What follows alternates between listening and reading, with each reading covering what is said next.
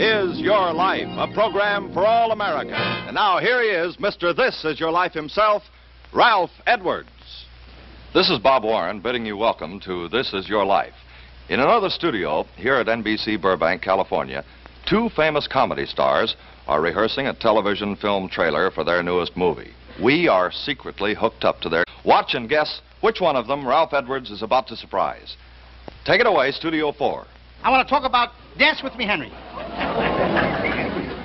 Yes, I want to dance with me. No, wait a minute. Well, what's all this talk about Dance With Me, Henry? Oh, no. What's on second? Who's on second? Well, who's on first? What's on first? What's on second? I don't know. Oh, he's on third. You don't... Who's on third? Who's on... Look, I'm looking forward to that new Abbott and Costello picture, Dance With Me, Henry, but... Wait, hold on. What right night now, is tonight? I'd like to break in on your rehearsal to say that tonight, great comedian and a half of a beloved team of comedians, This Is Your Life.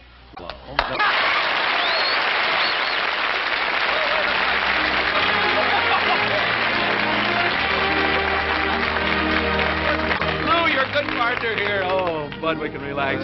Bud Abbott told me this would be a great chance to get you off guard, pal. We sure did, didn't we? Yes, you did.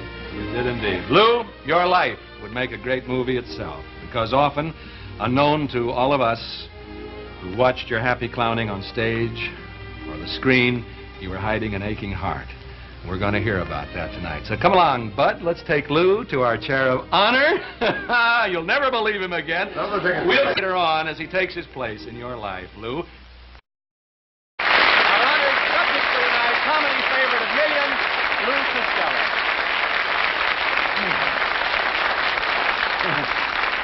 Costello. Lou, let your mind go back now to your wonderful boyhood days. You were a member of, what was the basketball team? What was it called? Oh, the Armory 5. Oh, the Armory 5? The Armory 5, yeah. You were with the Phil Sheridans for a while. Yeah, you were the free throw Paterson and the whole state of New Jersey, isn't that right? Well, look, we want to see if you can still do it. Now, here's a regulation backstop in basketball right here. Now, let's see if you can score a basket for the honor of the old Armory 5, the free throw champ of...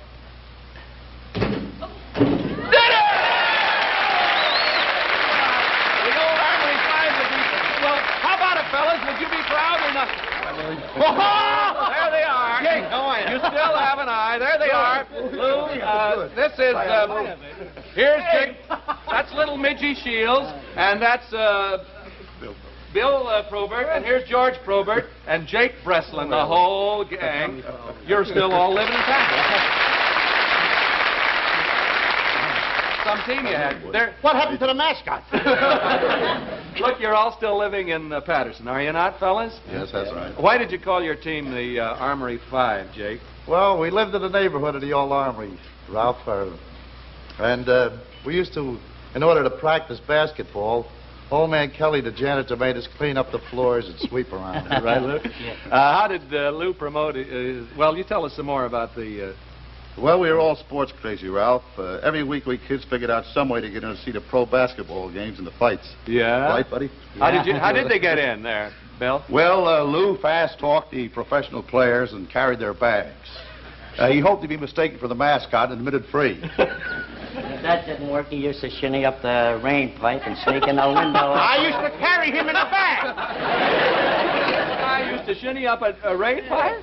Just like a human fly. Well, thank you, Midgie Shields, Jake Breslin, Bill, and George Probert. You'll be seeing Lou tonight at the party in his honor at the Hollywood Roosevelt Hotel. All you fellas been staying away. Oh, my goodness. Just like it used to be when you were kids, eh, Lou? Old pal? All right, down the old familiar Paterson streets, Lou. Let's go to your house on 33rd Street. Remember back there? Come on, let's take a walk back here to 33rd Street and look, sitting on the front porch, there's Mom. Yes, indeed, your beloved Mom, Mrs. Cristillo. Here she is. No wonder they're here, too. I couldn't find nobody home. Lou says he couldn't find anybody home. We were told that he came home early tonight. Everybody was gone. Says, where is everybody? What's going on around here? Let's see, Cristillo is your real name. That's right. Lou. But you changed it to Costello. When was this? When I was doing extra work in pictures, Yeah? there was a girl named Helene Costello, and I took her name. Yes, indeed. Remember her. Here we are, swinging with Mom on the porch on a summer evening. 33rd Street. Just like you when you were a boy. Dad's here in spirit, too, Lou, I'm sure, though he died in 1947. And it was here on the front porch swing that you used to tell Mom about a glorious dream. What was that dream, Miss Cristillo? Little Ralph, Lou always wanted to be an actor. And he used to say to me, well, Mother, someday I'm going to take you to California, to Hollywood, and I'm going to buy you a little white house. And you know, Ralph, he did all that. In He dream? bought me my little house. And he became the star. And he became a star. Yes, indeed. After a whirl as a prize fighter in Paterson, New Jersey, under the name of Lou King, that's the name you fought under, you talked your parents into letting you go to Hollywood to try to make that movie dream of yours come true. But it didn't. Not right at first. When I first met Lou in Hollywood, you didn't even have a place to sleep. Now, that's the voice of a buddy of those real tough days.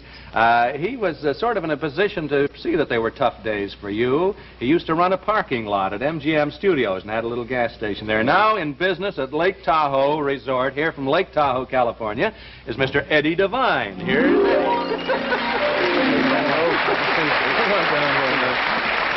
Mama, you'll be where did there during those early days, Eddie? Well, for a while. Slept in the car. That's right, in the auto park. It's exactly where he slept. And then I understand that he and Gene Coogan used to wash their laundry out on the wash rack at nights, the automobile wash rack. Wonderful. How about your eating in those days? Things were... It's kind of tough. Yeah. Real tough. We didn't do much eating, but we got along all right. Bread and jam for a month, I understand. Lou worked at a laboring job there. Some of the laboring jobs in the studio, didn't he, Eddie? Yes. And, of course, he got his big break. A big break at that time. Stunt man for Joan Crawford. And then you worked extra in Rosemary and a few other pictures. Yeah. Well, this wasn't exactly the dream of stardom you'd told Mom about there. So you start hitchhiking back home. And in St. Joseph, Missouri, you landed a job, didn't you, Lou? You got the whole story. Yeah, we got it right. You heard there was a burlesque show that wanted, what? Yeah, there was a burlesque show in St. Joe, Missouri. They wanted a Dutch comedian. Right. So I was never on the stage, but I told the fellow I was a Dutch comedian. Burlesque, the training ground for so many great comedians, was just a way to make a living for you, Lou Costello, age 20 in 1928. Thank you, Eddie Devine of Lake Tahoe, California, and thank you, Mrs. Helene Costello. You take Mom back with the Armory 5, Eddie. Lou, you'll see her later. There we go. Burlesque, Lou, in a most unusual way, is to bring you face to face with your wife. And we know that you've stood together since in the most difficult problems that face a father and mother. Now, we leave your story for a moment, and I know you would be happy to catch your breath just a minute. Yes, I would. Okay, fella. Back, world-famous comedian, beloved by all of us, Lou Costello of Abbott and Costello.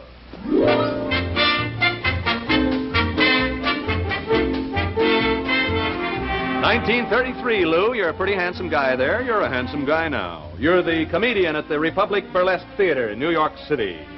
In the chorus is a pretty dark-haired girl named Ann Backler, whom you'd like to meet. I met her. You sure did. They took a very impetuous young man, but I didn't expect he'd knock me out. Uh-huh. Lou, you're right. Your wife, she helped us plan this. Go easy on her. It's been a tough week. Here you are, Ann, Mrs. Lou Costello.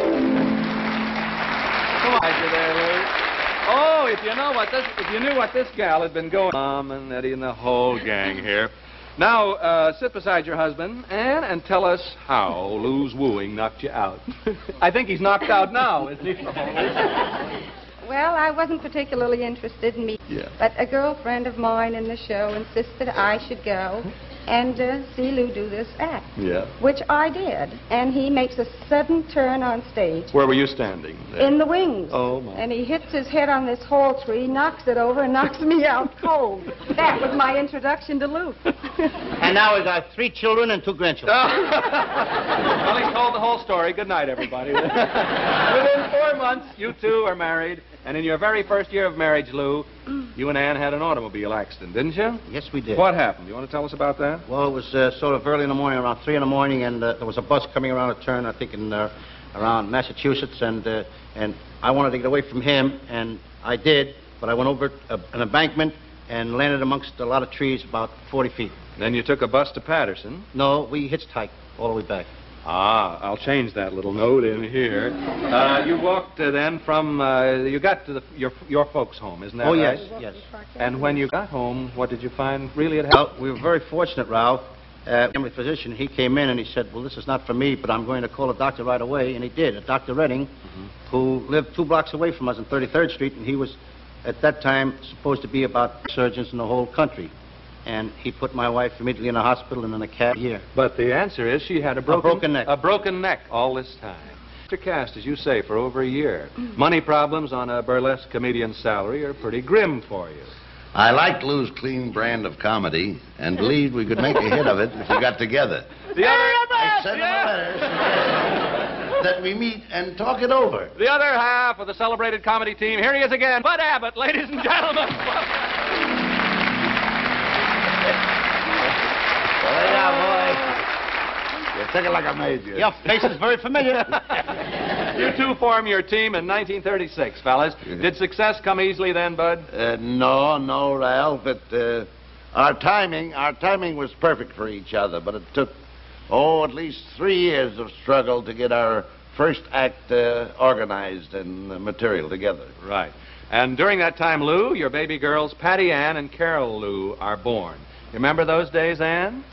I certainly do, Ralph. We lived in a basement apartment in Atlantic City, and the floor was so slow, eldest daughter kept falling out of the crib on her head every night. Keep throwing her back in? You say, Ann, she's out again. She's out again. Your turn. Your big break comes then, a chance on the Kate Smith radio show in 1938. Week after week, you and Bud keep the nation screaming with laughter, and this leads in 1940 to your first movie. Isn't that right, Yes, Bud? that's right. In fact, Lou and I were both amazed at the response we got from our first couple of movies. That's right. Almost overnight, Abbott become the #1 box office attraction in the nation. And will any of us ever forget the laughs you two gave us in such all-time hits as Buck Privates, Rio Rita, In the Navy, and many, many more wonderful comedy pictures from these two great guys right here. And here, at the pinnacle of fame, Lou, you're struck down by rheumatic fever. You face a year in bed with a chance that you may never get well. Isn't that right, Bud? Ralph, I walked into Lou's sick room. He had tears in his eyes.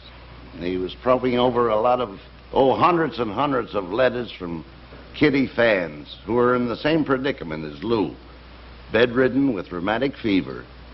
And all the months that he was in bed, he was answering these letters. Their parents had written to Lou and asked him to beg his children, their children, not to get for that type of...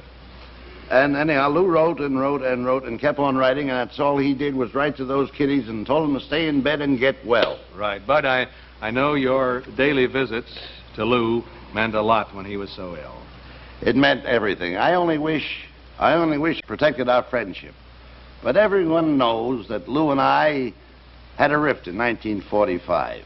Like a lot of people do, we magnified a difference of opinion.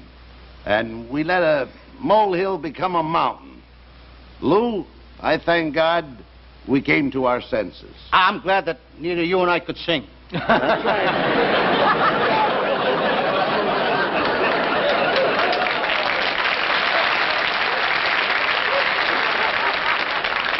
Today our friendship seems all the more precious to me because we almost lost it forever through foolish pride. Thank you, Bud Abbott. Believe me, that may make a lot of people see how to forgive him. You bet.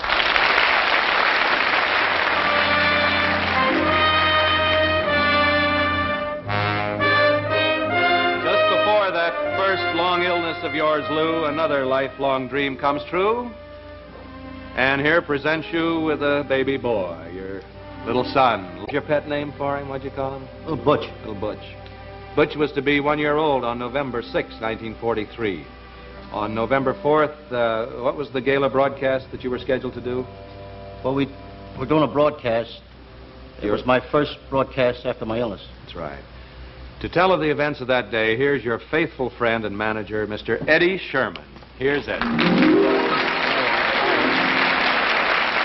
know, Ralph, Lou was planning to use some funny sounds on the show that night so little Butch could hear him at home how much Butch loved him. And his wife, Mrs. Costello, may be awake at night to hear the show. But you know, Ralph, that afternoon at the studio, I got the tragic call from Lou's home that his little baby had drowned in the family pool. How did it happen? Well, Mrs. Costello had gone out shopping. The nurse had put little Butch in a playpen, but somehow he worked one of the slats loose and climbed out by the pool and dropped in unnoticed. You drive Lou home, and after he does all he can to console Mrs. Costello, what does Lou tell you, Eddie? Well, Lou was terribly heartbroken. This was a great tragedy to him. He thought the whole world tumbled from under him. But he said to me, Eddie, I want to go back to the studio and do the show. Promised little Butch that he would hear me tonight. And wherever God has taken him, I know he will hear me, and I want to keep my promise. As great an example of love could ever display. Thank you, Eddie Sherman.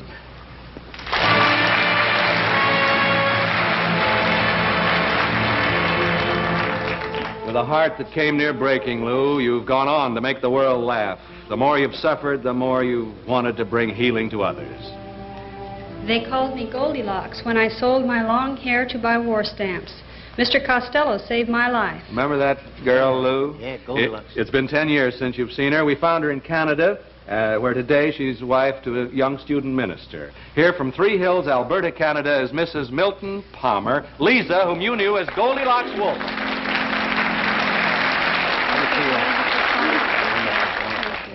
As a girl of 14, you sold your long hair for use in wartime precision instruments. Why was that, Miss Palmer? To buy war stamps and to try to inspire other children to buy them. And then later I had my appendix out and complications set in that caused me to waste away to 60 pounds.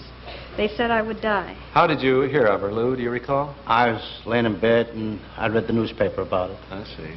What did Lou Costello do for you, Miss Palmer? Well, they flew me to the Mayo Clinic in Rochester, and there Mr. Costello spent thousands of dollars for my operations and care. Then my mother wired to him saying, Lisa Loda will live. God bless you. I thank you. Thank you, sweetheart. Thank you for saving my life. Thank you, darling. Take care. Lou, here's one more example of the many people you've helped. Remember the boy who spent 11 years unable to walk, paralyzed in a hospital in Paterson, New Jersey? Yeah. Look, Mr. Costello, I'll walk. Here he is, your grateful young friend, Frank Morbito, walking toward you. Here he comes running!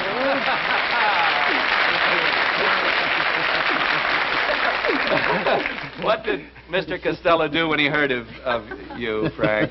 Well, he sent me to New York Hospital. And yeah, that's all right. He gave and he get a big surgical form and a spine operation. Yeah. And make me walk again. God bless you, Lou. And today, Frank here, Lou, you'll be happy to know, maybe you know, a technician at St. Joseph's in Paterson, the very hospital where you used to lay paralyzed, Frank. Thank you, Frank Morbita, and thank you, Mrs. Milton Palmer. Thank you.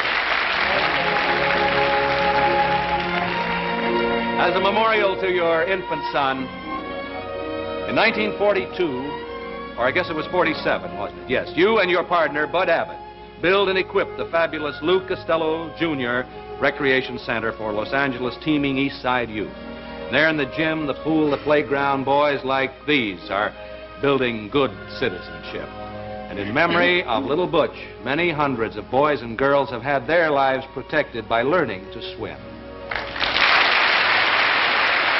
Now, Lou, as as close to your heart as those children, three who are even closer. Your three daughters. First, here is Patricia Ann, Pat, Mrs. James Mobley, with her husband, Jim, and your two grandchildren, Lou and Michael. There you are. This is Jim, the husband, Lou and Michael, and daughter Carole, Lou Costello, home from Oklahoma University. And little Christy. Here's Christy. That's Carole Lou from Oklahoma, and this is Christy, your youngest. Sit there, will you? Come on, Mom, you join the gang up here, Mrs. Cristillo. This is your life, Lou Costello. The past that brought you tragedy and sorrow caused you to open the door to the future for others. So you're among those fortunate ones who have made their lives an inspiration. Now Lou, let's take a look into your future. Know that part of your future will be at the Sahara, Las Vegas, where you and Bud will open December 1st. And I know all... Fourth? Oh, I'm sorry. I know that... Who's manager? You were chairman. That's pretty good. I know all the folks will come along and see you who are around that way. First of all, Crest would like to present you, Mrs. Costello, and with this beautiful custom-designed gold charm bracelet from Marshall Jewelers in New York City. There you go. Each charm represents an important event. Crest will also see to it that you and Lou receive a complete film of tonight's program. Now, Lou, also, these are for you from Marshall there. Compliments of Crest. Now, Lou, we know that as one of the founders and staunchest supporters of the Old Timers Club in Paterson, New Jersey, you're particularly proud of its success and achievements in helping the youngsters of Paterson become better citizens. So in your name, we're sending them this Bell & Howell 16mm sound projector and camera to be used as a visual aid in combating both the seeds and delinquency. Thank you. Now, also, Lou, in your name, Crest has established and endowed 10 scholarships at the famous DeVry Technical Institute in Chicago, one of America's foremost electronic centers, an institution which for the past 25 years has been training men for better jobs in electronics. For the next 10 years, one scholarship will be awarded each year by the Old Timers Club to the boy in the Paterson, New Jersey area who shows the most interest and aptitude in this field. The boy will need no previous technical experience or advanced education. What's more, after each boy completes his schooling, DeVry Tech's employment service will help him find a job or start him in his own business, thanks to you. Finally, one of our informants just happened to hear you make this statement last Friday morning as you were getting ready to go to work. Now listen.